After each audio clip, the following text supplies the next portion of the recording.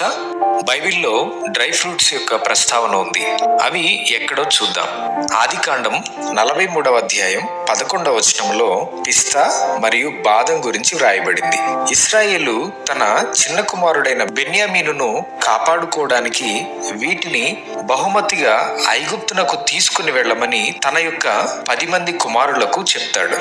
అలాగే సంఖ్యాకాండం 17వ అధ్యాయం 8వ వచనంలో అహరోను కర్ర బాదము పండ్లు కాసినట్లుగా లిఖించబడింది. మొదటి సమూయేలు 25వ అధ్యాయం 18వ వచనంలో అబీగయలు దావీదుకు కానుకగా అంజూరపు పండ్లను తెచ్చింది. మొదటి సమూయేలు 30వ అధ్యాయము 11, 12 వచనాలలో బలహీనుడైన ఒక ఐగుప్తు సేవకునికి ఒక అంజూరపు రొట్టె 2 ఎండు ద్రాక్ష గెలలతో అతనికి ఆహారముగా ఇచ్చి బ్రతికించినట్లుగా లిఖించబడింది. బైబిల్లో ఖర్జూర పండ్ల గురించి పేర్కొనకపోయినా ఖర్జూర పండ్ల నుండి వచ్చే తేనె గురించి ప్రస్తావించబడింది. అది 2వ దినవృత్తాంతాలు 31వ అధ్యాయము 5వ వచనంలో ఇశ్రాయేలు ప్రజలు తేనెను అర్పణగా తెచ్చారు. అది బహుశా ఖర్జూర రసం అయి ఉండవచ్చని బైబిల్ పండితుల యొక్క అభిప్రాయం.